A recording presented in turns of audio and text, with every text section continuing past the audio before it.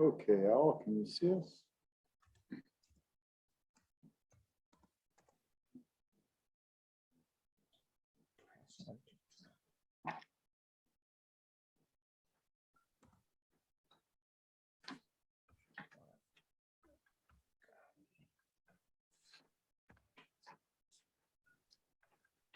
Here we go. Enter a new screen name. Hi, Kate. Hey, Alex. Good to see you both. Hi, Janet. How are you? Hi, I'm good, thank you. How are you? Good.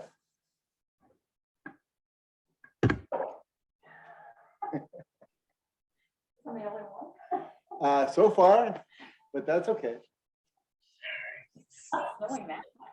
It's on my drive-in. It was pretty thick. Hi. So Alex and Janet and Kate, we've got the OWL software set up today so that you'll at least get to see Jennifer over there and anyone else that comes in. But we'll at least have some visual contact with each other, and obviously Leave the meeting and come back. We'll get started in about 3 minutes or so.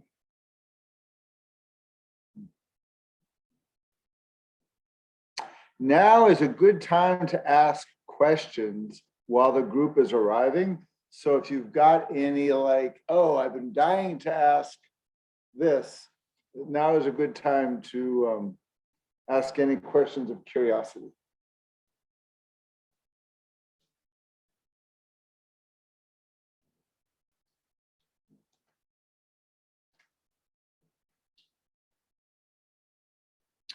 There's, I think that's the, I was hoping I read the right section because I, of course, I thought part. oh, that's a better, yeah, it's easier. Yeah, I'm hoping with all of Shabbat. Right. Okay. I think the numbers, I've got the paperback, I think they're correlated exact. But I know in the Essential Judaism, the first edition has a second edition and they're not at all paginated. I kind of looked it up on Amazon and did the page equation and I was like, okay, all should be out here. Yeah. But read way more than I needed to, but that's all right. That's all right. Yeah, for this one, you could really read for hours. There's Oh, a yeah, lot to cover in this one, which is nice because there's, you know, it's a big topic. So one thing, as we're just chatting and welcoming folks, each of these weekly topics could easily be a semester class. But there's so much to say about every one of these, you know, Sunday afternoon sessions that it really could be 3, 5, 7 sessions. There's a lot to cover.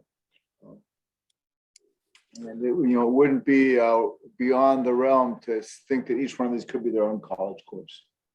So I'm glad you said that because I was feeling a little overwhelmed with all the information the other day. it's a lot. Yes. Yeah, and these history pieces, I do a super quick walk through 1,000 years of history. It's impossible to keep track of all of those historical developments. I try and keep it to about 3 specific points each time so that you can kind of focus in. But that being said, yes, there's a lot of content and kind of you know, do what we can do. But I like that aspect that there's lots to learn. So that's good. So I think the way to unpack this is that's why the readings are there. So if you really want to develop more thoughtfulness, more time on these, you can always circle back to the readings and come up with, oh, this is a little bit, and here's a little bit more, and there's like, it's, you know, it's like onions, there's the layers Yes. keep going deeper and deeper. Yep. All right, well, it is 4 o'clock and about half of us are here. It's snowing pretty heavy here in Hudson, so I'm expecting almost everyone is going to be on Zoom, and that's fine today. Yeah. We do Are we have on this. mute or not? We'll circle back to the Super Bowl at the end. And, maybe as you're and part of your check-in, you can tell us who you're rooting for tonight. So we are a smaller group. So I think because we're a little bit smaller, we can actually take like 30 seconds per person. So think of something that is either new or good for you, or if there's a question left over that you would like to ask either from the reading or from last week. Now is a good time to do a little bit of this check-in. So I'm just going to kind of move around the space, and I'm going to ask people as I see them. So Alex, why don't you get us started? What is new or good, or what questions are on your mind? I guess new or good. I can walk again. I injured my neck and needed to walk with a cane for about a week, and Wow. I'm doing better now. That's great, Alex. Good to hear. Kate, what's new or good on your end? My brother and his wife just relocated to Colorado Springs, and they are safe and settled in, and we're all very happy for them. Wonderful. Cheryl, tell us something new or good, or what questions on your mind? Well, first of all, I have to say that the readings take me way more than 15 minutes, more like a couple of hours. So I'm a very slow reader. But one of the things that I've been sort of mulling over is how much detail, was paid to like the minutia of everyday life. And it seems like nothing was unexamined. I mean, I should say I grew up in an observant home, and I'm learning things that I didn't know, minutia that even my family didn't bother with. So it's astounding to me that there was so much time to be paid with that, to some of those little pieces of life, like all the mitzvot. I didn't know all of them, just incredibly detailed. And, my husband, who's not Jewish, says the reason that it may be there is to keep us out of trouble, because if you're sitting there thinking about all this stuff, you're not doing anything that's going to get you in trouble. I don't think that's the rationale, but anyway, it's impressive to me, the level of detail that even I didn't know about.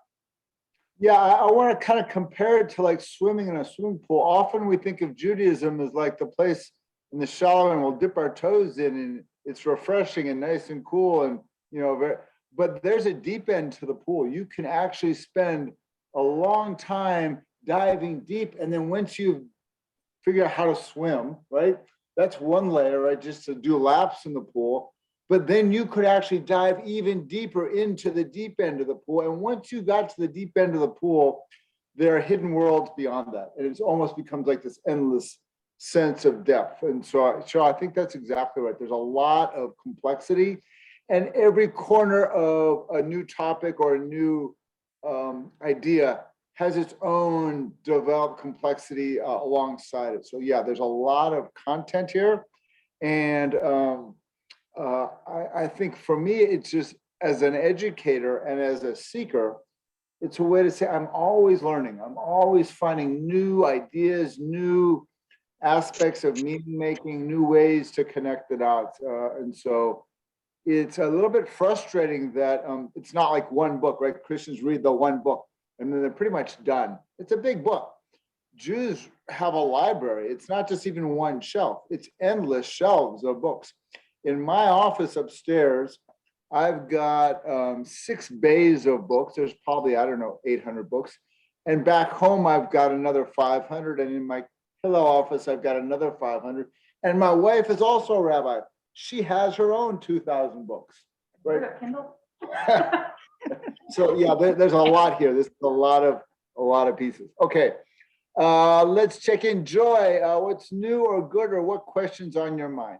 Well, this class has encouraged me to seek out Jewish education elsewhere, and I found it in an unusual place on TikTok. And I started watching, you watch one person's video and follow them, and then your algorithms get aligned. And now I'm like following like 5 or 6 people, historians, rabbis. One woman who is Muslim is converting to Judaism, and she's going to an online yeshiva. So it's been really fascinating. That's great, Joy. I know a little bit about TikTok. My students at Hillel at Kent teach me a little bit. but it is this whole new world of social media engagement and interaction. I think it's fascinating. Okay, Jeannie, good to see you. I saw you this morning as you were presenting to our religious school. What is either new or good, or what is a question on your mind? My son got into Northwestern PhD program in urban history, and he's so relieved that he got into a pretty good place. So that's been wonderful. That's great. Amy McCormick, good to see you. Do a quick check-in if you want, or we can come back to you as you settle in a moment. Why don't you come back to me? Okay. Len Rose, good to see you this afternoon. Something that's new or good, or a question that you've got? No questions, good, bad, who knows? I'm just here. Okay, welcome. I'm going to go to those of you who have turned off your cameras. Now, Ezra's having a problem with their camera, and it might get resolved, it might not, but do know Ezra's behind their name and is watching and working with us. So Ezra's here. I'm going to go to Julius and Wendy. Go ahead and check in for us. Something new or good, or a question you have? Oh, well, probably no questions at this point. We are right now on I-90 headed back to Ohio. This is the third Sunday in a row that I've been in New York State for skiing.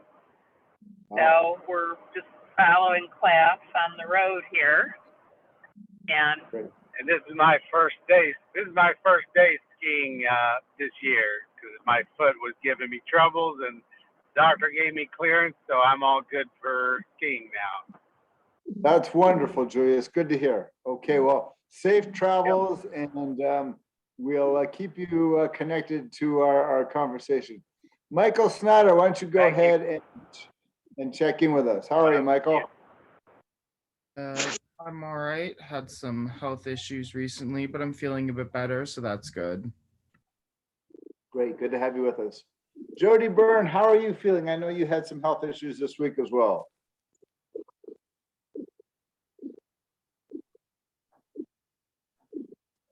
Okay, I'm not sure if Jody's near her computer at the moment. So we'll move over to Janet. Janet, go ahead and check in with us. Okay, so Janet and Jody, you guys can kind of watch us. Jennifer's here. Jennifer, something new or good, or a question? This is Janet. I'm sorry. I couldn't get my computer unmuted fast enough. There's really nothing new with me, and I'm just very grateful to be included in this class, and I'm learning a great deal, and I thank you. You're welcome. Okay, come to Jennifer here in Hudson with me. Jennifer, something from your end. Something good. Actually, I start my new role tomorrow. Yes, we're gonna run into snow. And now I get to foster more people as well, to get more involved in their training and development. So I'm very excited about that. That's great. Okay, let me do our opening melody. We kind of switched straight to new and good. The opening melody is a Shabbat song, because Shabbat is our topic. And there are two words that you need to know, bim and bam. That's it. They don't mean anything. It just means bim and bam. And at the end of the line, it's Shabbat Shalom. So listen once and then join me. Bim bam, bim bim bim bam, bim bim bim bim bim bam, bim bam, bim bim bim bam, bim bim bim bim bim bam. Shabbat Shalom, Shabbat Shalom. Shabbat, Shabbat, Shabbat, Shabbat, Shalom. Shabbat, Shalom. Shabbat, Shalom. Shabbat, Shabbat, Shabbat, Shabbat, Shalom. Shabbat, Shabbat, Shabbat, Shabbat, Shalom. Shabbat, Shabbat, Shabbat, Shabbat, Shalom. Shabbat, Shalom. Shabbat, Shalom. Shabbat, Shabbat, Shabbat, Shabbat, Shalom. Join me. Bim bam, bim bim bim bam, bim bim bim bim bim bam, biddy biddy biddy bim bam, bim bim bim bam, bim bim bim bim bim bam.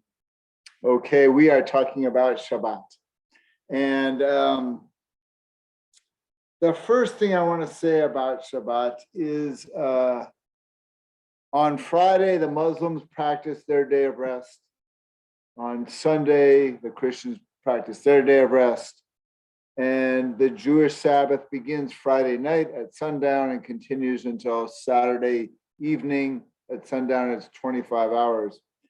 And all three religions have a deep relationship to this concept of Sabbath. And we're going to be moving through some different ideas about the Sabbath. This will not be so much a history class like the last couple of sessions. This much more on this concept of Shabbat as a practice and how we can begin to invite Shabbat into our lives, even in a small scale. And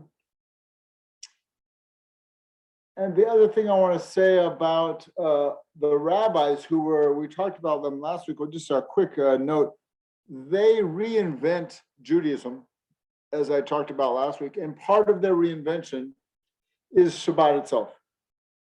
That the Sabbath gets reinvented from a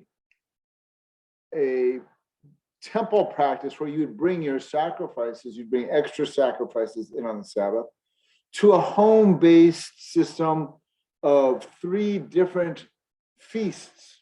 You'd have a Friday night feast, a Saturday morning feast, and a Saturday afternoon feast. And all of a sudden, it's like, who has more than one feast a day? Oh, people have weddings. So for the rabbis, this was a little bit like a wedding. It was a little bit like a vacation day. It was a day that was supposed to be completely different than the rest of your week. And so what I want to just begin to think about is the concept of vacation time. So think about a recent vacation that you went on. Maybe a family vacation, maybe not, but what it was like to spend time away from the computer, away from maybe even the smartphone. What was that experience to be on vacation? So let's just get a couple responses. I'm not going to survey the whole group, but I want to know, like, a couple quick responses. What was your somewhat recent experience of vacation time? Amy, I see your hands. Go ahead. Yeah, I don't know. This isn't exactly recent, but we have this family summer place that we go in the Catskills. I've gone every summer of my life, literally. And I spent my summers there as a child and with my grandparents and my parents, all of whom are now dead.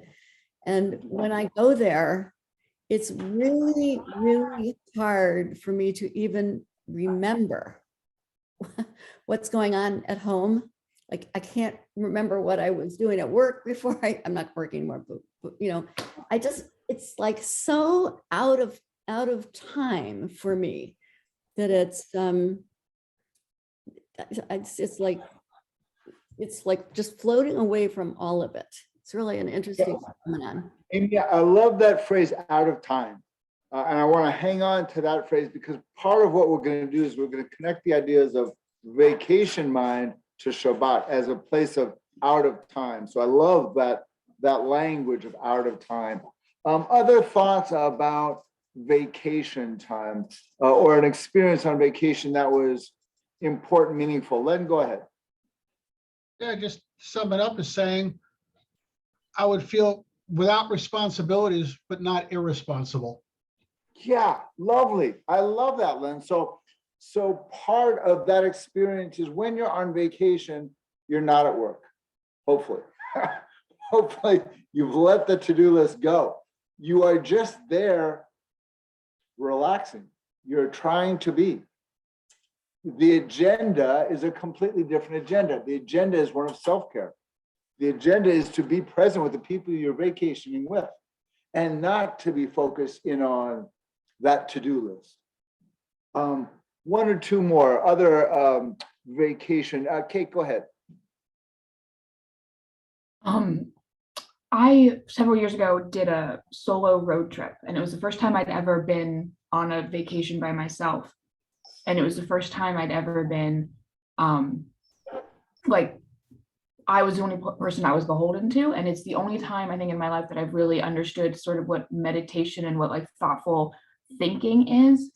Because I was able to do that without any other distractions. And that's kind of what I'm connecting, kind of what we've been talking about the last couple of minutes. I really enjoyed that. Great. So let me kind of use that a bit, Kate, that part of vacation time is to move slower, to move with intention, with kavanah, the Jewish Hebrew word, kavanah, intentionality.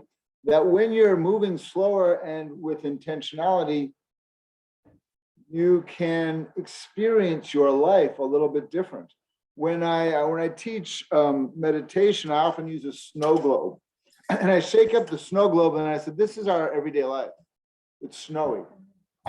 But on a meditation retreat, the snow settles in and we get to see our lives through clear water. And we don't often see our lives without the noise of the everyday world. So Kate, I think that meditation piece is a nice way to think about this. Jennifer, you have a thought as you're resituating yourself. Actually, especially as we were talking about, Amy, you mentioned the Catskills, a place called One up there. I actually did a road trip up there between supplier visits, unexpected vacation, complete vegan lifestyle, no alcohol, literally silent meditation all day, and nothing but spa and resort, just relaxation the entire time. It was wonderful. So I want to pick up on both what Jennifer just said and Kate, and I want to think about for the next few moments, the idea of Shabbat as a meditation retreat. If you imagine what your life is like on retreat, it really is different. It is a set aside. You're doing something completely different. And the experience of being on retreat is really to soak in the group, the experience, the teachers, the food, right? So if we could imagine Shabbat as a meditation retreat, when we sat down to Friday night dinner, we might sit down with the intention of being fully present at our Friday night dinner, to say our blessings and all that, and to notice who we're having dinner with, and to have a leisurely dinner, not a rush dinner, to enjoy the feast, to have more than perhaps an entree, to really have a feast and celebrate. If my son was here, I don't like to out Gabriel too often, my 10-year-old son, but if he was in the room, what he would tell you is on Friday night, Shabbat is the time where mom and dad close the computer and they're just with him and nothing else. It's his time to be with us, right? So from this language of meditation retreat, what I would like to offer up is like a vacation time or like a meditation retreat. It's an invitation to really set your work life to the side and invite in that other part of your life that you've been so busy taking care of during the week. You can invite in your physicality, you can invite in your heart, you can invite in your mind, and you can invite in your soul. And all of a sudden, Shabbat can be this simple practice of reconnecting with this sense of fullness and the sense that you can take time for yourself, your family, your community, your friends, to really have a completely different experience about life. I will share that I spend way too much time on this. Many of us do. On Shabbat, I leave this plugged into my nightstand. I don't put it in my pocket. If I needed to call my sister in Sacramento, I can do that. But it's residing in a place where I'm not going to be carrying it around. And so all of these are invitations to think about Shabbat as a way to set apart the rest of your week for a day of being. 6 days we are people of doing. On the seventh day, we can have a day of being. The popular culture is to work 24/7. I want to say on Shabbat, we work 24/6. And all of a sudden, this becomes a countercultural move. The rest of the world still goes on while we make Shabbat. Nice, great. Have fun. I'm going to be here with my community, with my family, doing what I find so nourishing, so precious. I want to also talk about an Achad Ha'am quote that is in our prayer book that I like to read when we get there to that part of the service. Achad Ha'am was an early Zionist over 100 years ago. And his quote is, "More than the Jewish people have kept Shabbat, Shabbat has kept the Jewish people." During the pandemic, when life became insane and the chaos was nonstop, Jews had Shabbat. I want you to take that in a deep way. For the past 2 years, even in the midst of this, we have gathered as a community to welcome in Shabbat and to let go of the insanity of the week. Didn't matter what the chaos was, we could take a small section of that week to come together, celebrate our community, have a day of rest, a day that wasn't filled with chaos whatsoever, a meditation retreat. And I think for me in the past 2 years, that experience of whether it's on Zoom or in person or both has been so salvific. It's the only word. The salvation I have experienced in those moments of reconnecting with community, of reconnecting with my own soul, of picking up a prayer book and finding my own life speaking back to me in the words of the prayers. I needed that during the pandemic. I needed that grounding practice.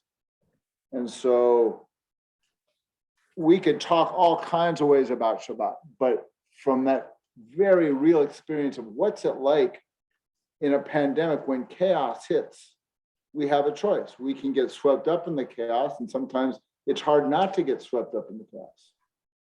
And we can let it go. The story of the chaos becomes a story. It might not be our story for a couple hours on a Friday night, or even the rest of the day on Saturday. Okay. I want to offer up another kind of word picture for you. Abraham Joshua Heschel, who's one of my favorite writers about the concept of the Sabbath, wrote a beautiful little book called The Sabbath. And in his opening chapter in that book, he calls a Shabbat a palace in time. So going back to Amy's earlier reference of being out of time, for one day, we're not trying to rule time. For one day, we can take our watch off and just be. We don't have to be productive about anything. We can just be. And like that meditation retreat, like that vacation experience, when we can shift our focus so dramatically and allow ourselves to just be, we can notice what happens when the clarity of the water replaces the noise of the snow globe. Okay. I now want to do a quick text study. So Ezra, if you could first share our text with us, we'll take a quick walk through this text, and then we're going to go into breakout rooms where in groups of threes, I think, we'll look at this text together. These are two texts, and pretty much make them out there. Source one is from Exodus. This is chapter 20. This is from the 10 Commandments. I'm just going to read this through. Remember the Sabbath day to sanctify it. 6 days may you work and perform all your labor, but the seventh day is a Sabbath to the Lord your God. You shall perform no labor, neither you, your son, your daughter, your manservant, your maidservant, your beast, nor your stranger who's in your cities. For in the 6 days the Lord made the heaven and the earth, the sea and all that's in them, and God rested on the seventh day. Therefore, God blessed the Sabbath day and sanctified it. The most important word in all of this is that first word, remember. So this practice is called Zachor. This is the idea of remembering and thinking, oh yes, I can take time out for myself or to be in my community. Now, Ezra, if you could scroll up just a few lines to get us to source 2. Here it's the same 10 commandments text in Deuteronomy, but the verb has changed. That initial verb has changed from Zachor to Shamor, keep. And all of a sudden, that's a whole other way of thinking about the Sabbath. It's no longer just a mindfulness day of remembering you're on retreat. It's a day of keeping, observing, watching. We might be familiar with the term Shomer Shabbos, Shomer Shabbat. One who is keeping the Sabbath is observing the 39 laws that they're not supposed to violate on the Sabbath.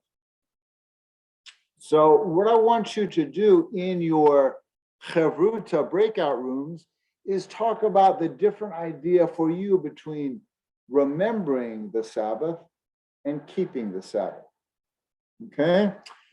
Any questions about the quick conversation? You'll have about four or five minutes to do this. Okay. So Ezra will put together some breakout rooms for us in a few seconds, and then we'll spend the next 4 minutes. Oh, Len, go ahead. I see a question.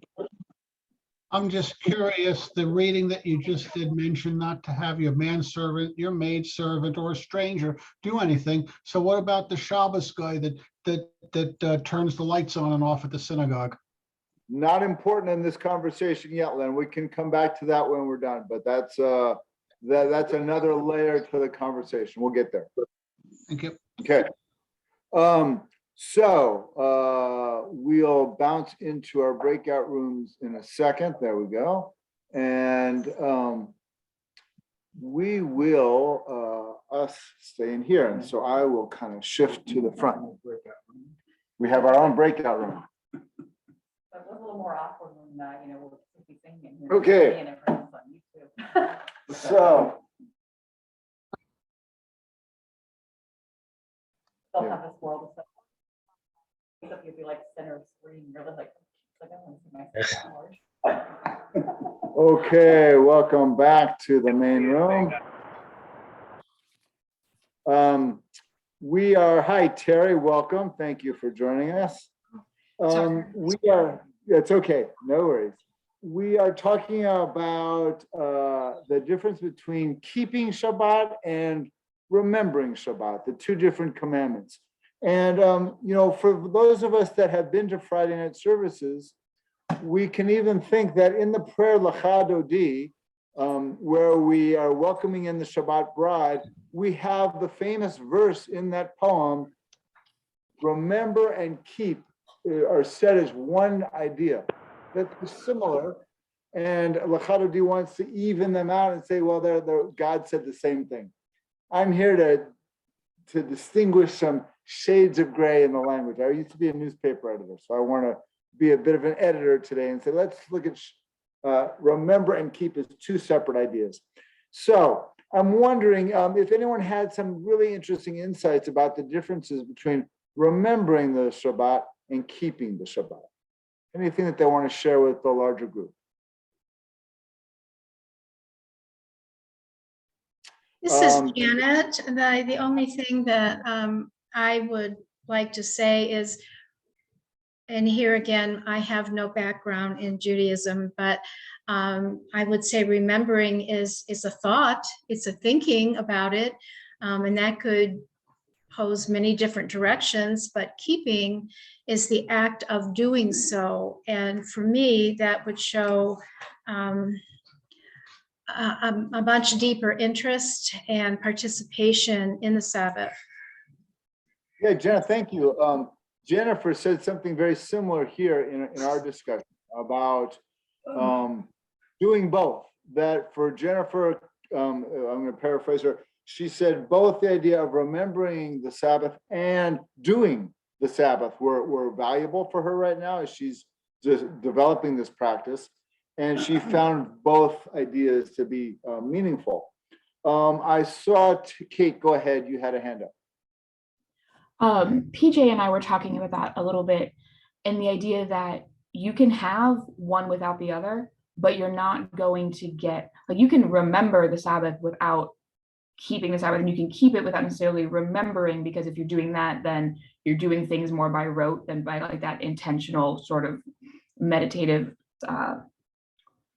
process that we're trying to achieve. And it was interesting because it's something, just so much of life, at least for me, is habit, rote, the things that you do every day, and you get to the end of the day and you're like, well, what did I actually like do today? And so keeping those two things together and knowing that you can have one without the other is, I think, an interesting hurdle for me as a person, I suppose.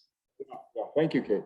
What I want to do now is kind of share a quick thought about the structure of keeping, because if we look at one of the pieces of art over Kate's shoulder in her background, or if you think of a picture frame containing the piece of art, I like to think about the laws of Shabbat as a picture frame. They're boundaried and they create the structure. I get to insert myself into the artwork in the freedom of that space and create my art. We often think about the prohibitions and the bans on work as being so burdensome that that's all we can focus in are the strictures of the picture frame. And I want to say that from the lens of a seeker developing a practice, to know that there's certain boundaries allows you to know where your edges are. And I think the edges can be important. So I do think that there's a way to then, once you know that your artwork is the life you're bringing inside your Sabbath practice, that artwork should be filled with joy.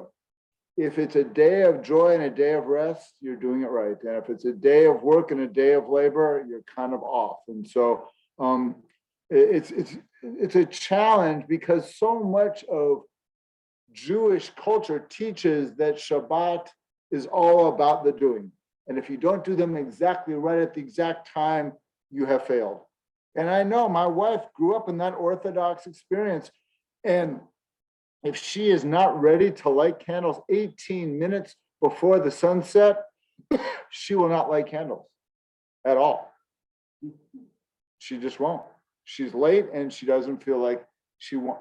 And I didn't come with that traditional expectation. And so if I show up 15 minutes later because I've been in the kitchen cleaning up and I'm going to light and it's 3 minutes before, I might have blown the legal limit, but I still want the joy of the experience of lighting candles.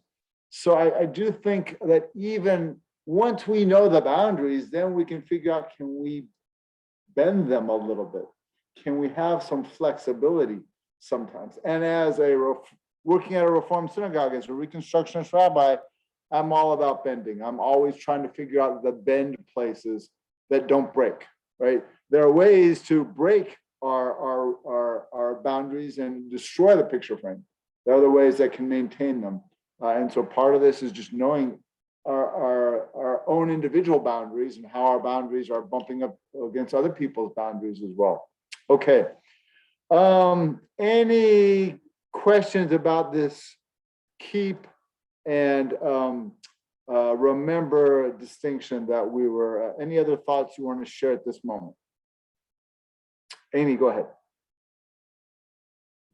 It's not a comment about the keep and remember, it's a comment about what you just said about having how strict your boundaries are, how strictly you draw the boundaries from a psychological point of view.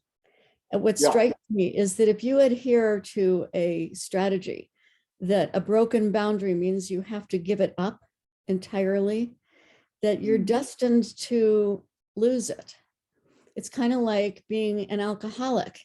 And if you break the boundary of taking a drink, you then have a choice point of whether to fall completely off the wagon and go on a binge, or whether to say, oh, I took a drink that wasn't the best choice, but it doesn't mean I have to have 10 more.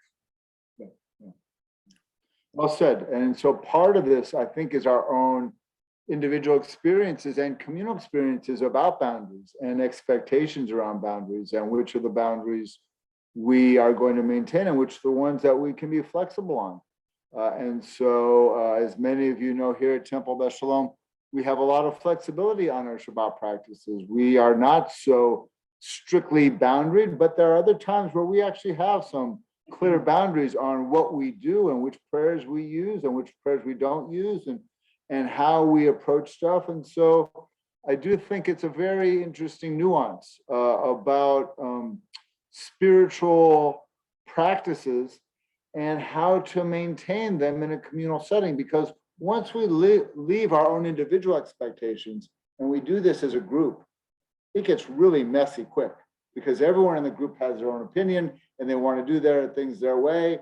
And the rabbi, the teacher, can tell them what to do, or the rabbi and teacher can say, so what are the communal norms that this group needs to thrive by? Because if the goal of this is really thriving in community, then everyone should feel like they're a part of this process and should feel engaged in it. Okay, I want to now shift our gear to what is called the Sabbath Manifesto. And this is a link that Ezra will share in a minute. And it's from a group called Reboot, and they're rebooting Judaism in a very fun and creative way. And so in a moment, Ezra will share these 10 values that Reboot would like to have us think about when we are engaging with Sabbath practices. And so I'm just going to I'm going to go ahead and read these, and I'll say like a word or a sentence about each as we kind of connect. So here are the 10 principles at the Sabbath Manifesto.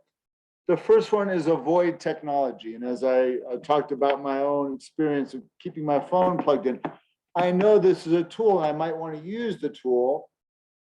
And if I keep it plugged in on my nightstand, it's not in my pocket. I'm not responding to every alert, every notification. I'm not checking it endlessly because I'm bored or I'm seeking distraction.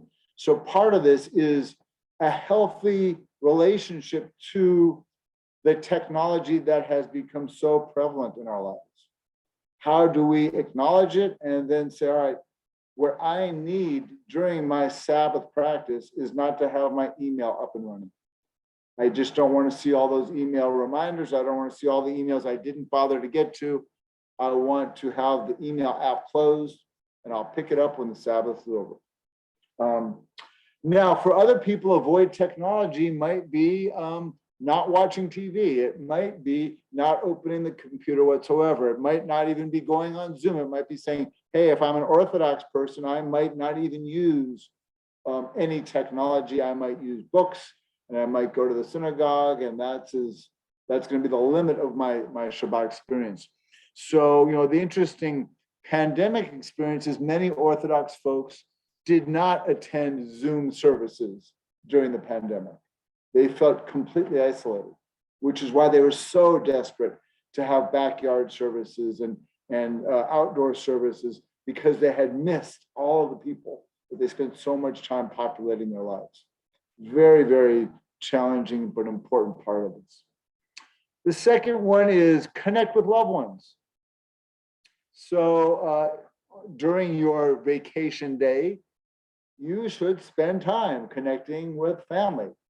If they're local, you should invite them over to dinner. If they are, in my case, back in California, you should call them on Friday afternoon or Saturday, so on, and say hi, and I love you, and how are you doing, and how is your week? When as many of you know, I work at Hillel, and I alternate my Fridays, one Friday here at TBS, the other Friday at Hillel. So on the Fridays when I'm in Kent doing my Hillel service, I'm not with my wife and son. I call them at 5 o'clock and I just say, Shabbat Shalom, how's everybody doing? What are you guys having for dinner tonight? I'm thinking of you, I love you, and let me check in for 30 seconds before I run off and experience my Shabbat with my college students. Connecting with loved ones, I think, is so precious in this Shabbat practice. It is really like this thing that we try and do all week and we just don't do it. We don't make the time, or we rarely feel like we have the time. On Shabbat, we have the time. On Shabbat, we have the time. Okay. Nurture your health. So this is a lovely one. This is a fun one. Like, can you get some more sleep because you're a bit sleep deprived? Can you eat well, like eat home cooked food instead of, perhaps some processed foods? Can you nourish your health a little bit? And so I think there's a lot that we could develop around nurturing health. The next one, get outside, is very fun. I think get outside works really well when the weather is warm and sunny. Pretty tough today or yesterday. And I live about a quarter mile away from the local synagogue in Beechwood. That's intentional, so that when we can, we walk.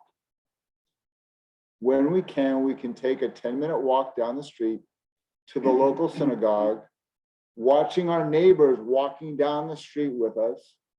And all of a sudden, the Shabbat practice of going for a walk in your neighborhood, to just see your neighborhood and see, even on cold days, what your neighborhood is like, allows you to engage it in a completely different way. So I do think the get outside one is a really a nice piece. Avoid commerce. I do drive on Shabbat. I have to drive here for services. I drive to Kent State. I try to fill up my gas tank before Shabbat begins. I've got a hybrid, it can go a long time. So I try and time my gas fill-ups so they don't happen on Friday night or Saturday. I try not to use my credit card. And that becomes my intentionality, that on one day, I'm not going to be buying stuff. Every now and then when I'm on vacation with my son and wife, we might be out on a Saturday afternoon. We went to Washington, D.C. Last July, and we were on the mall on Shabbat. And I said, we're not going to be buying any snacks when we're on the mall. We'll go to museums. They're free, right? You can still engage in the world, but we weren't going to be buying stuff. And so when you're not buying stuff, you have to engage the world differently. You've got to bring your own snacks with you, your own water bottles and such. Light candles. So the lighting candles piece happens at the beginning of Shabbat, and it also happens at the end of Shabbat. We light our candles to welcome in the beauty, the peace, the harmony of Shabbat. And 25 hours later, we make Havdalah. We separate ourselves from our time of holiness to the work week by lighting another candle. And so something very elegant about bookending your time with these two candle lighting rituals. Drink wine. Drink wine is good. I could say a lot about drinking wine, but I don't think I need to. I think just drink wine, full stop. How much? Usually enough. Right, and not too much, right? That's the Jewish practice. It's enough, but not too much. It's not the Passover Seder where you drink 4 cups, right? That's where you're intending to really have quite a bit of wine. Or Purim, where you're supposed to drink so much that you don't know the good guy from the bad guy in the story. It's not that. Okay. Eat bread. Eat bread, I think, is a really lovely idea that many people, including in this Zoom room and in our group, have developed the practice of baking their own challah on Friday. It's long, it's hard, it's not quick. It's not a quick bread whatsoever.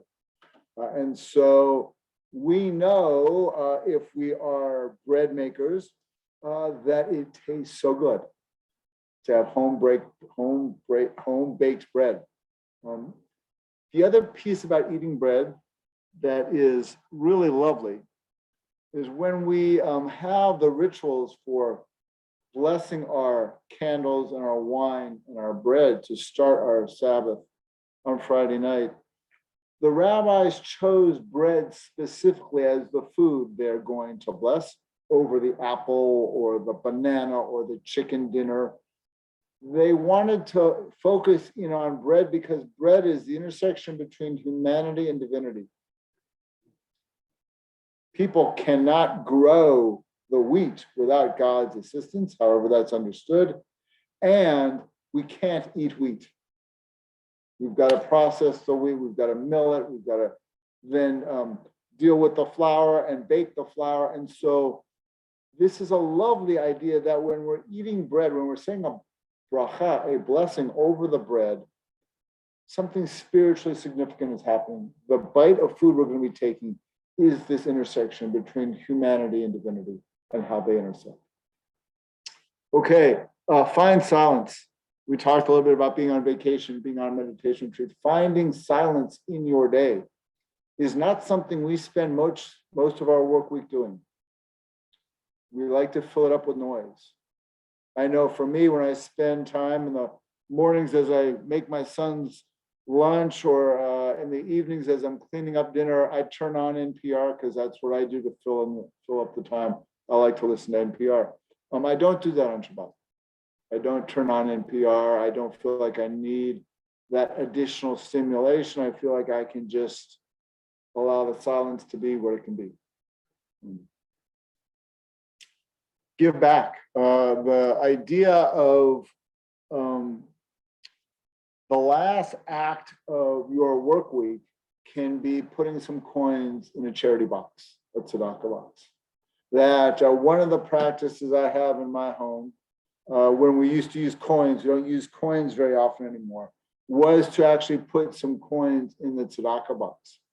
And giving back can be a big part of this, that we end our week of doing by helping someone else. And then once we've done that act of helping someone else, we're ready to light candles. So what we do at Hillel is students come in and we give them a dime. And then we point to 3 tzedakah boxes, charity boxes on the side for different local charities that they can support. They can choose which one, but the last thing they're going to do as students who don't have always a dime to contribute, we give them the dime. They do that before they light candles. Okay, so these are the 10 Shabbat practices, Sabbath practices. I'm going to bring it back. Ezra, if you could take us off the share screen to the group, thank you. And I want to get your comments on the Sabbath Manifesto. What were your thoughts about these 10 ideas? Nothing, but I really like what you said about giving the students a dime to give, because it's more about the act of training yourself to do it. Yeah. Then it actually is donating money. It's Yeah. not just 10 cents. Just do it every day. Right. It doesn't matter. Right. Makes you just a more generous person. Yeah, great. I really like that. It was a great comment. Thank you. Are there other thoughts about these 10 practices? Which one works for you?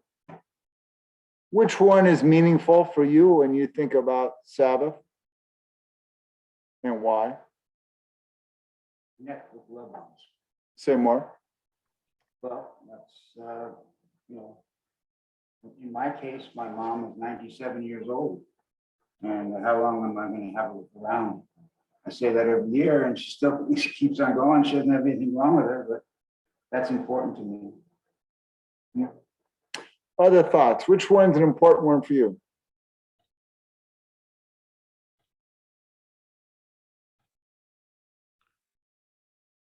Len, go ahead.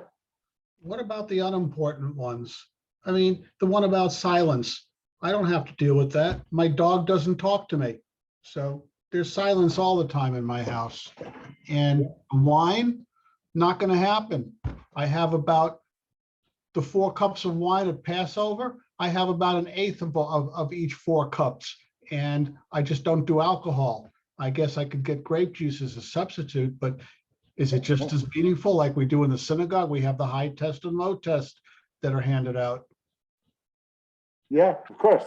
So all of a sudden, this is a way to adapt things to make them meaningful on your end. If you need grape juice because you'd rather not do wine, I almost always do grape juice, especially with a 10-year-old around. I like wine, but with a 10-year-old, it's a lot easier just to do grape juice. Other thoughts about the Sabbath Manifesto?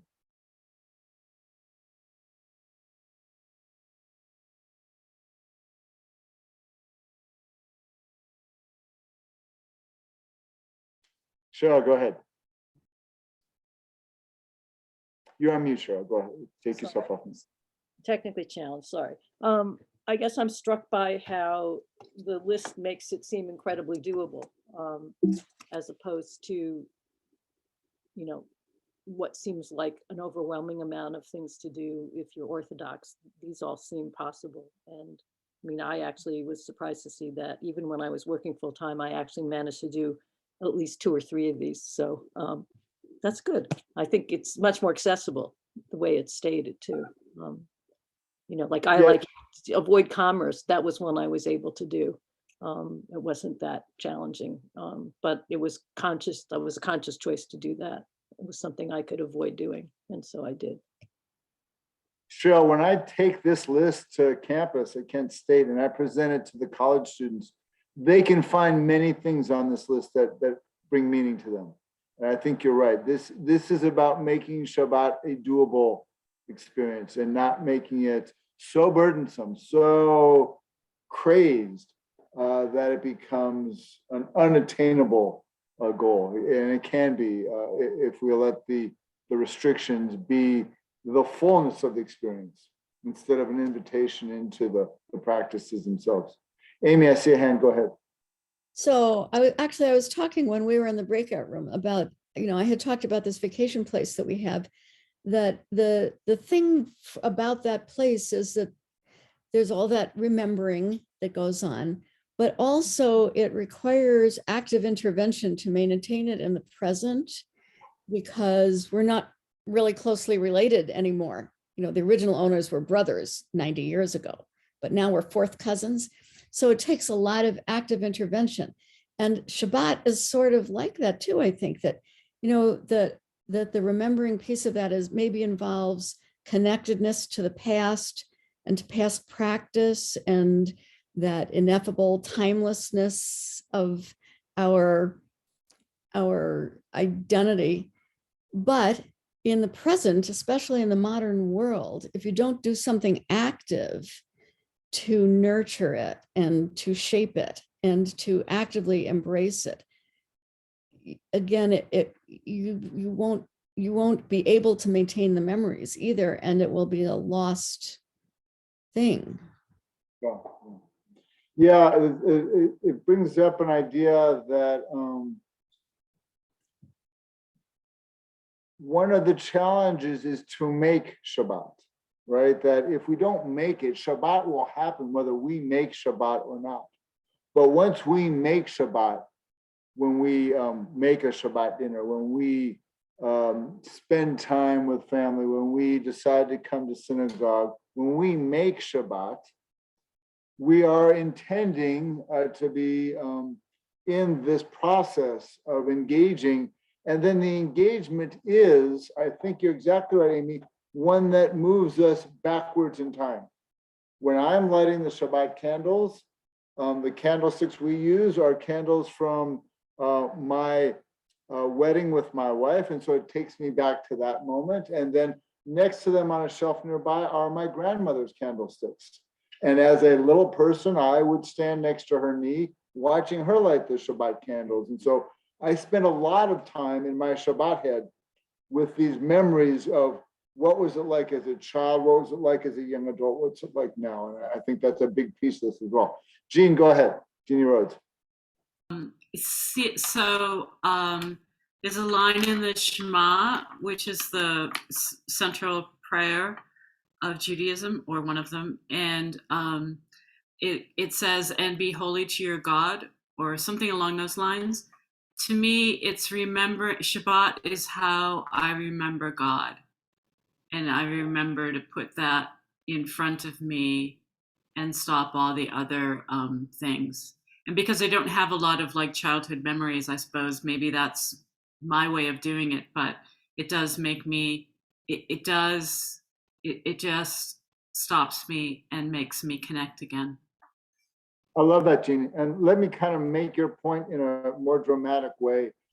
In the opening story in the book of Genesis, in the creation chapter, the first chapter is about God creating the world in the 6 days of creation. And on the seventh day, God creates Shabbat, a day of rest.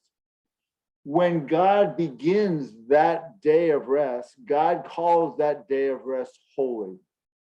And so I think, Jeannie, you're right that the Shabbat becomes our day of holiness.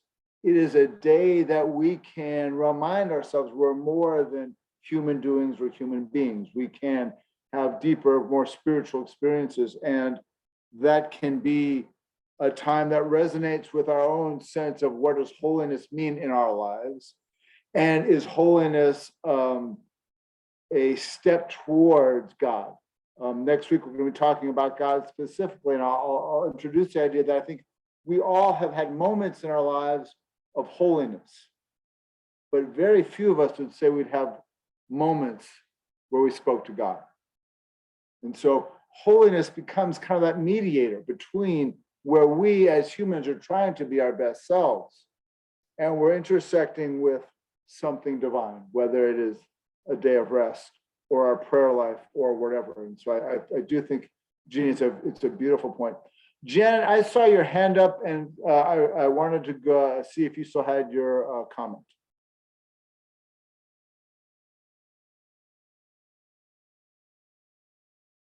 Okay, so if you do, if you want to raise your hand again, let me know. All right, I want to now talk about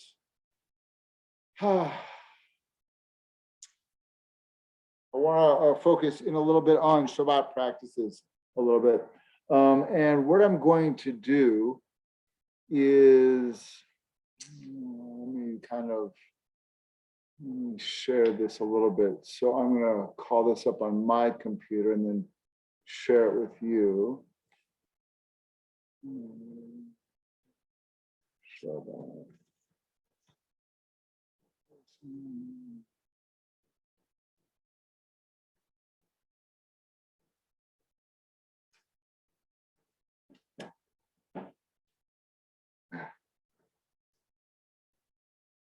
All right, I'm going to skip that. I'm going to talk a little bit about the Shabbat prayers and the Shabbat experiences.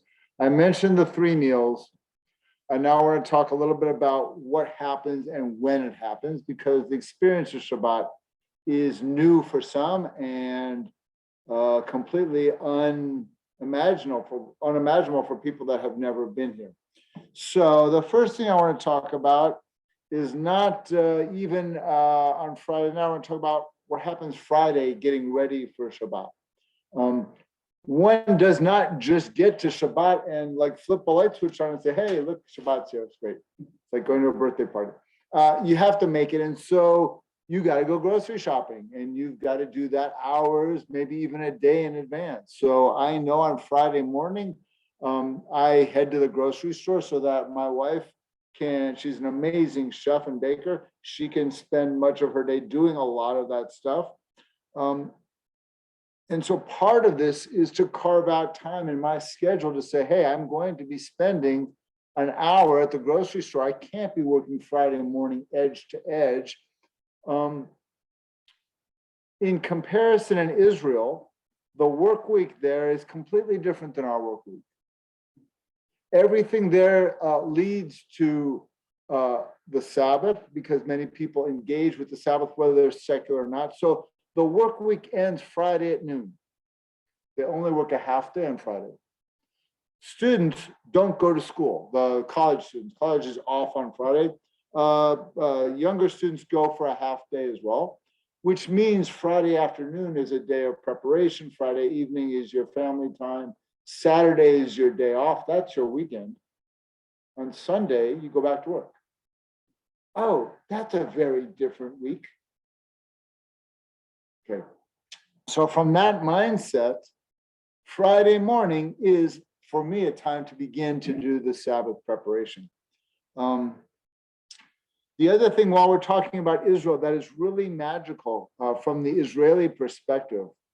For those of us that have had the great blessing to have spent a Shabbat in Israel, we have witnessed something that we can't witness here in the United States or in England or Australia, which is being a majority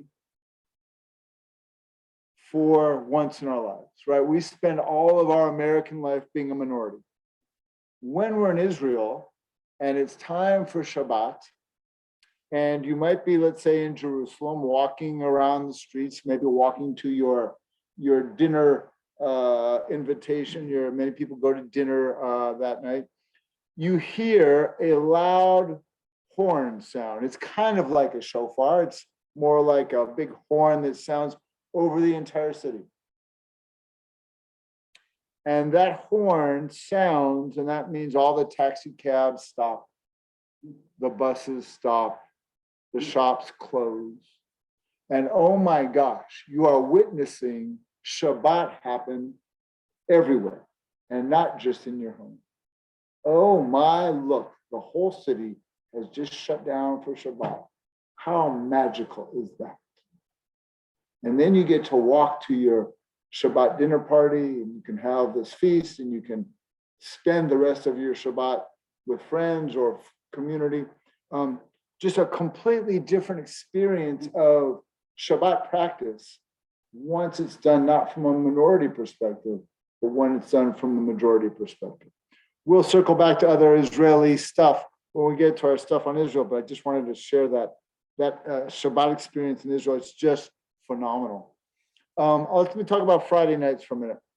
Friday nights, there are two different types of traditions that have developed around Shabbat practices. One is, as I mentioned, to have a meal, a big dinner, a feast. I grew up with a very close set of grandparents and great-grandparents, and so for the first 10 years of my life, every Friday night was at my great-grandmother's Shabbat table. They were Orthodox Jews. They made our Shabbat feast every week. And so I fell in love with it as a kid. I got to not just be present with my parents, I got to be present with 4 generations of my family. I was the first boy in 4 generations as well. So I was treated like royalty when I was 3. They put me at the head of the table next to my great-grandfather, which was an amazing treat. I got to witness Shabbat from the privileged place of being served first. Right, my great-grandmother would come out of the kitchen with big trays of food and she would come right to us. And we would take what we wanted and hand it around. My sister sat at the other end of the table with my parents. She did not have the same experience that I had. And she actually was much less enthralled with the Friday night dinners that I was. So Friday night can be a home ritual. And the home rituals are very short and very direct. There's candlelighting. And after candlelighting, we welcome in the Shabbat angels with a song called Shalom Aleichem. After Shalom Aleichem, we then raise a cup of wine or grape juice. We bless the holiness in time by blessing the wine or the grape juice. After that, we then, some of us wash our hands ritually like we do at Passover to prepare ourselves to touch bread like they did at in the temple. We lift up the bread. We bless the bread. And this series of blessings takes no more than 5 minutes. Right? They're not long blessings. They're all very short. After you have then blessed the wine or the juice and then the bread, the meal begins. After the meal ends, there is in some traditional circles the practice of having a blessing after the meals, right? Christians bless their meals beforehand, Jews bless before and after. And in this place of gratitude for a good meal, there's a blessing called the blessing after, the grace after meals, Birkat HaMazon.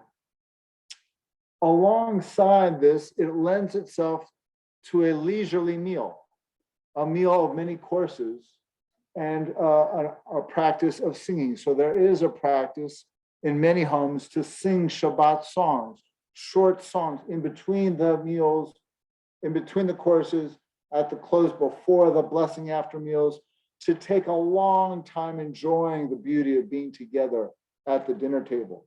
And so that elongates the meal substantially. It goes from, let's say, a 60-minute meal to 90 minutes or even 2 hours.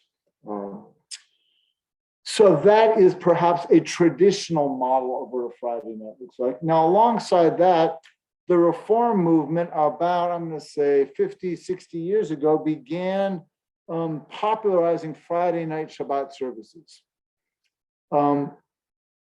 There is a Friday night service that both Orthodox and conservative folks do, and some of them do go to Friday night services. It's not like the Reform movement invented it, but the Reform movement privileged it. The Reform movement 50 years ago said, hey, this might be the only time that the family can come together when the work world is done, that if they're going to work on Saturdays, they're not going to come on Saturday morning. Maybe Friday night is our time to be a community time. So in Reform, Reconstructionist, renewal settings, Friday nights is often a communal experience time together, which is why we have our services here at 7:30. It's also why here at TBS, we do a Torah reading on Friday nights, because we don't do Saturday morning services here at Temple Beth Shalom. Our community prefers to gather on Friday nights. In conservative and Orthodox settings, the communal gathering experience almost exclusively happens on Saturday mornings. And that Saturday morning experience is quite long and quite leisurely. So a prayer service here might last an hour, maybe an hour and a quarter. A prayer service at a conservative synagogue might last 2.5 hours, because it's not one service, it's 5 services, one after the other. In an Orthodox setting, that 2.5-hour service might be 3 or 3.5 hours. That's quite a bit of time dedicated to that communal experience. But at that communal experience, it is not just the singing that happens. There's also a very elaborate Torah reading, where the Torah is brought out, it is paraded through the community, it is read. After the Torah reading is done, the prophetic reading is brought out, and the Haftorah reading is then added in as well. And then there is some kind of sermon or inspirational talk about something from one of those 2 texts that's often offered up. That's the morning. And then after the morning service is done, there is a practice of having a Shabbat lunch. It's another time to invite guests over to your home for meals or to the synagogue for meals. So Shabbat lunch is another thing. What we do here at Temple Beth Shalom that kind of mimics that is every other Saturday morning, I do Torah study from about 9:30 to 11, and then we have a bagel brunch. And so I'm kind of mimicking that trajectory more or less.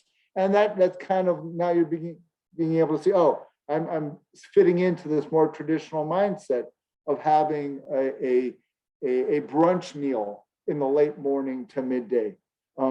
After the Shabbat lunch happens, and the Shabbat lunch can be long and leisurely for some as well, it can happen over, an hour or 2.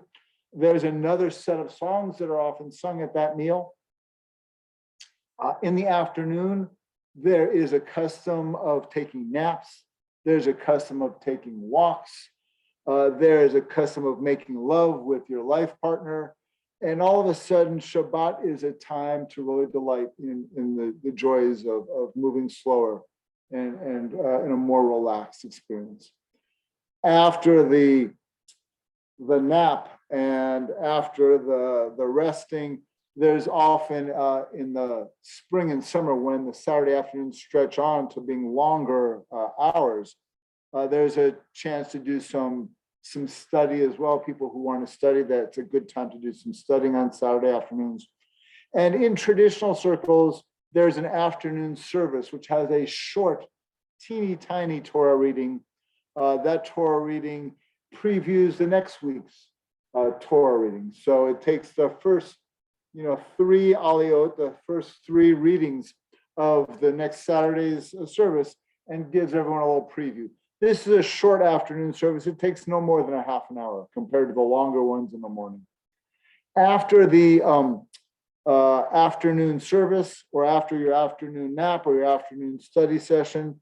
There is a third meal for the Sabbath. It's called Sudah Shlishit. The third meal is typically leftovers. It's typically something small. You've had a big feast at lunch. You don't need another feast. And so usually it's just a series of leftovers from the 2 prior meals.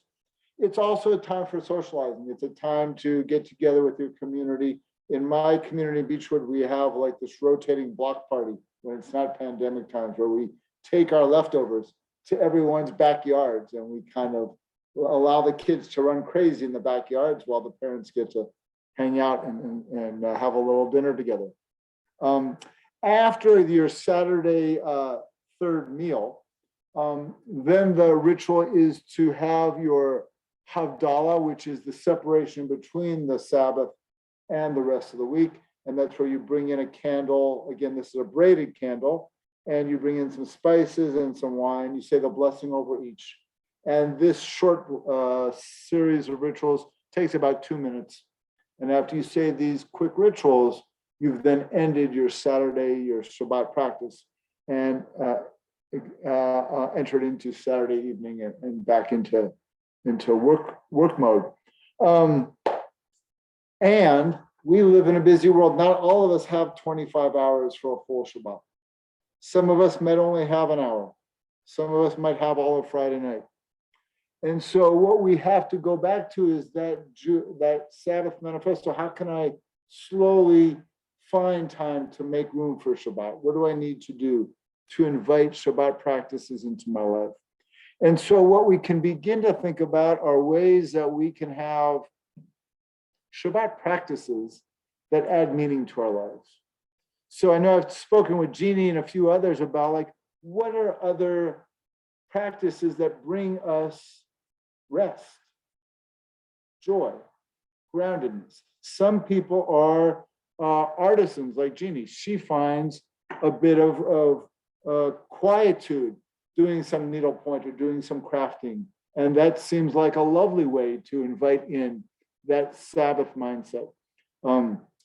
Some people like to work in the garden in the spring and in the summer.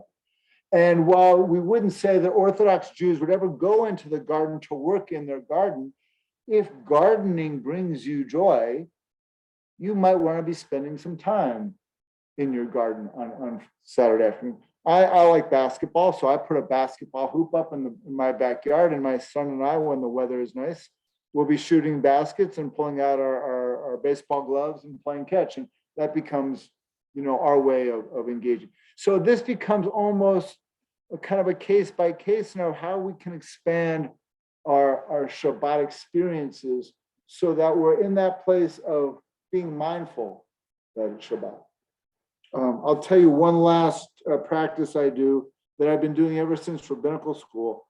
When I was a rabbinical student, we would have, every class I'd have about 2 hours of homework reading, right? 2 hours of reading for each. I had 5 classes, so that's 10 hours of reading. And so on Friday afternoon, I would pick the readings that I didn't have to take notes on, the readings that I could just enjoy, the poetry or the philosophy or the prayer stuff that I could pick up on a Saturday afternoon and just enjoy in the leisureliness. And so I would, on Friday afternoon, pick out which homework I was going to do on Saturday afternoon, because I still wanted to somehow move through that mountain of material, but I wanted to do it in a meaningful way. And so my college students love that.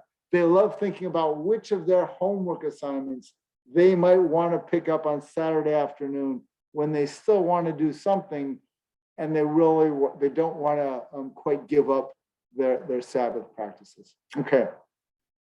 All right, I'm going to pause myself there. There's a lot to think about. And the way I want to leave this is we can all find our own entry point into Sabbath practices, Shabbat practices. And then once we have one practice, we might experiment with a second, and we might experiment with a third. We might figure out ways to make these practices meaningful. I want to kind of give myself a wrap there, though, and open it up to questions. We are going to, take a Q&A for about 10 minutes. and then I'll go over the homework. And then we'll wrap this up because I grew up in Los Angeles going to Rams football games. So I, for one, am looking forward to watching the Rams hopefully beat the Bengals in about an hour. So Shabbat questions or comments as we are wrapping this up today.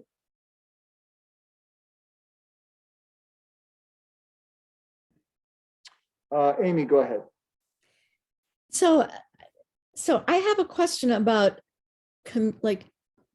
community norms. I have my brother-in-law is somebody who over the time that I've known him has become more and more observant. He's converted. And in recent years, he had become connected with our Orthodox synagogue up in this summer place that we go. And one of the things that he traditionally did on the weekends when we were up there was he's a sailor. He has 2 sailboats and he'd go out on the lake sailing. And he gradually stopped doing that because he felt that there was a lot of, there were people from this Orthodox community all around the lake that he didn't want to have them see him sailing on the lake. And that confuses me about why that would be objectionable to them if the idea of joy and it's, mechanical, physical work to use the sailboat, nothing electric or fire related, or what would be bad about that? Very simple, Amy. It's a great question. Tying knots. Tying knots is one of the 39 prohibitions. And any sailor who is worth his salt has to tie a knot, because if his knots are no good, he can't sail the boat. And so one thing that every sailor has to admit is there is nothing Shabbat observant about tying knots. It just, you can't get around that. And so I do think it's a great question for people like your brother, because all of a sudden his community is not tying knots. And if he wants to be seen as a member of that community, the members of that community are keeping the Sabbath. They're not so worried about remembering the Sabbath. They're keeping it. And so if they're kind of hanging out on the lakefront and they're watching someone tying knots, that's a little bit like, someone taking off their kippah and going into a non-kosher restaurant and violating the kosher laws. So, it's a little bit of communal norms, as you were saying, right? Communal expectations about how each community will have different sets of practices and expectations. Other comments, other questions about Shabbat stuff? Len, go ahead. I'm going to go back to the question I had before and expand on it a little bit. Go ahead. I still don't understand the rigidness of some of the requirements for Sabbath, and then the flexibility at the same time, and it's contradictory. I mentioned the Shabbos guy who can come in and turn the electricity on and off in a synagogue for the Orthodox.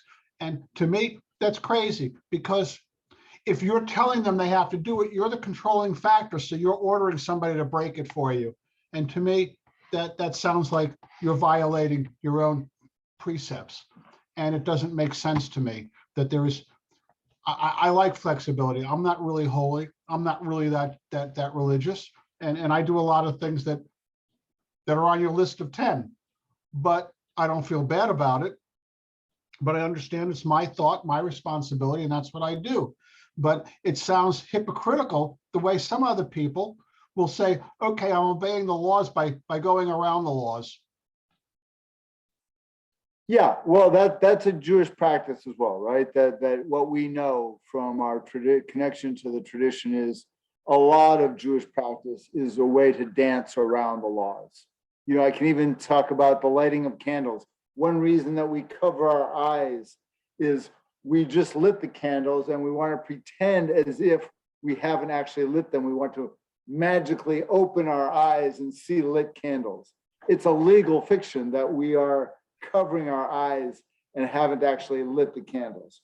So part of this is we set up various legal fictions and they work or don't depending on your engagement with them.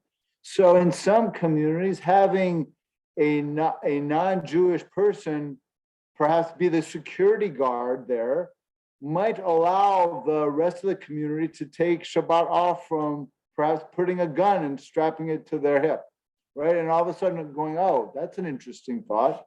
Maybe we should hire non-Jewish security officers to guard our synagogues. It's challenging. When I agree, I don't like the contradictory nature of the Shabbat Goy, the Sabbath Goy. And I do know a number of communities that employ maintenance people to clean up their messes after lunch. They have a big Saturday morning service and they have a big Saturday lunch, and they don't want to clean up. It's Shabbat. They want to let someone else load the dishwasher. They want to let someone else clean up all the grape juice that the kids spilled. And so it becomes an interesting piece of this, right? How much of this is our communal norms, and how much of this is hypocritical? So I wrestle with the hypocrisy as well. And you'll know that you know that we don't employ maintenance folks here to kind of take care of our kitchen. Now, for a Seder, we may hire a helper to serve food, but the helper is not here as a Sabbath goy. The helper is here to help. So I share the concern, but I also have made peace with it to a certain extent. I know enough about Shabbat practices, at least to figure out, for some people, it could be of value. For other people, it might not be valuable. It almost feels like the attitude people have about, I'll hire a tax attorney so that I don't break the tax laws, but boy, am I going to screw those regulations to the wall. Oh, maybe. You know, maybe it's about being creative with your observances. It could be. It's a thought. Are there comments, questions about Sabbath practices and Sabbath ideas? PJ, do I see a hand? Go ahead. Yes, I just, this is more maybe procedural, but I thought I had a pretty good handle on the differences of Aramaic and Hebrew and how they have been used. But then they make reference in here to Yiddish, and they use it as, in one setting, someone might use Hebrew, in another setting, they'll use the same thing in Yiddish. First of all, I guess I want to understand Yiddish better and why the interchange back and forth. Yeah. Terrific question, thank you. So wherever the Jews lived over the past 2,000 years, they've adapted their local languages.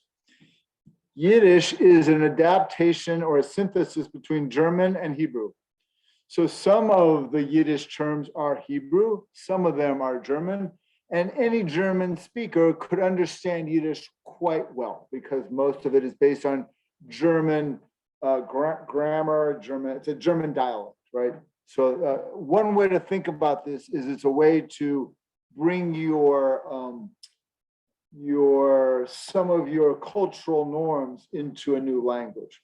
So Yiddish is perhaps the most famous of these dialects that developed, but in Sephardic communities, meaning in Spain, North Africa, and the Middle East, where you had Sephardic communities, you had Ladino. Ladino is like Yiddish. It is a Spanish-based dialect, which has a lot of Hebrew peppered in. And so for Ladino speakers, they're doing the same thing in Ladino that the German, Polish, Russian Jews are doing with Yiddish. Now, another piece of this is about the use of Hebrew, especially for traditionally observant people. So in Orthodox settings, Hebrew is only used as a prayer language or when you're in Israel. You don't study in Hebrew, you study in Yiddish. And so if you were having this class in an Orthodox setting, the handouts we would be giving might be in Yiddish, they wouldn't be in Hebrew.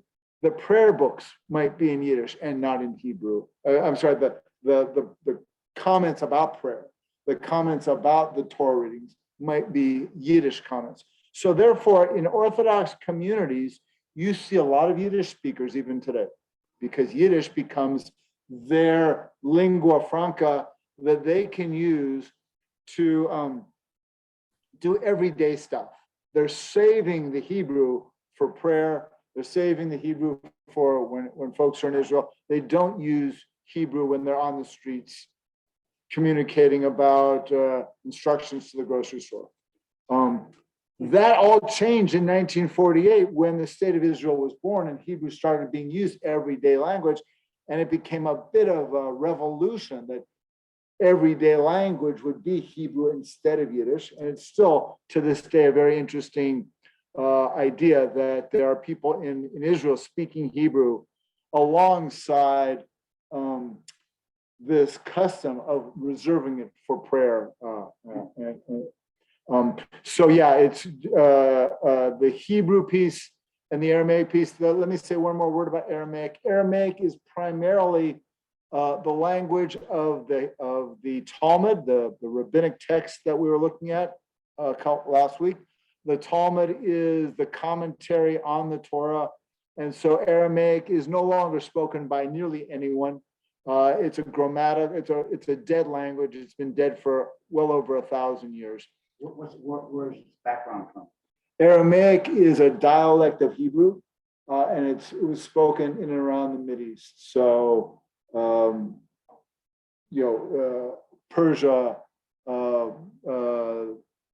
Iraq, Iran, Turkey, and so on. So, great question, PJ. Thank you. Amy, I see a hand. Go ahead. So this is a comment about Jewish identity in Yiddish, as opposed to religion in Yiddish. It's, Yiddish has really been lost in my generation in this country. In my grandparents' generation, even though everybody was a fluent English speaker, they also were completely fluent in Yiddish. And it was a very much of a community binding glue. And I think sadly, they didn't transmit that to their children and grandchildren. And it's, I think most of us as Jews know a smattering of Yiddish words, that are used in jokes and, slang and stuff, but I don't know anybody of my generation who speaks Yiddish. And that's very sad for the Jewish community.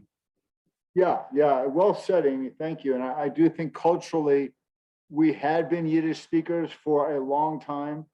And now on college campuses, it's like this forgotten language that is having a kind of a revival of sorts in small pockets. It's a really interesting cultural phenomenon that maybe even up to 1950, many American Jews were still Yiddish speakers because they were either the immigrants themselves or the children of immigrants and were using the language. It's a fascinating part of our history. It's true. In fact, the daily Jewish newspaper, the Forward in New York, was the Forwards. It was a Yiddish daily newspaper. And it printed in Yiddish and English for decades. And kind of a legacy of that newspaper is exactly as you're outlining here. It was just like Yiddish theater and Yiddish music had been popular for several decades. The Yiddish newspapers also stopped publishing in Yiddish quite a while ago. Okay, I'm going to ask us now to, I'm going to share my screen and show you the homework stuff for this week. So we are now moving on to 2 weeks about God, which is going to be a lot of fun. It's one of my favorite topics. So part 1 about God is going to be next week, February 20th. We will start with the book Finding God. So the most important reading is to get that little book Finding God and read the first half of the book. It's a lot. It's hard reading. I know these are short sections. Do what you can. I'll send you the information. You can get it at Amazon. It's yeah. We'll be spending the next 2 weeks reading Finding God, so it's valuable to get a copy. Now, alongside that, there's also a reading in Essential Judaism on Maimonides. I will actually, when I send out Ezra's recording of today's session, either tonight, probably tonight, I'll put the exact page numbers of the Maimonides reading. I believe it's chapter 8, but I don't have the page number on this So I'll get the exact page numbers. But start in Finding God and then read a little bit about Maimonides. We're going to be spending a lot of time on Maimonides next week. And Maimonides will be our kind of our tour guide into Jewish theology and ways to think about God in creative and interesting ideas. Okay. Any questions about Finding God or the readings? We're good? Okay. Then I am going, yeah, that's our book, Finding God. There's two versions of that. There's an old version and the new one. They're very similar, but I would recommend the newest one if you have a choice, but the old one is also fine. It's just a very accessible book, very not so academic, just nice introductions to the thinkers. Okay. Have a wonderful week. If you're rooting for the Bengals, may they have a great night. I'm going to root for the Rams. May the best team win. May the best team win. Good. Next Saturday, we will have Torah study here at 9:30. All of you are welcome to join us. We're going to be talking about King Solomon building the first temple in ancient Israel. And then again, next Sunday, we'll be talking about Maimonides and his ideas about God. So have a great week, everyone. Take care. Bye-bye. Thank you, Rabbi. Thank you so much. Thank you. Bye.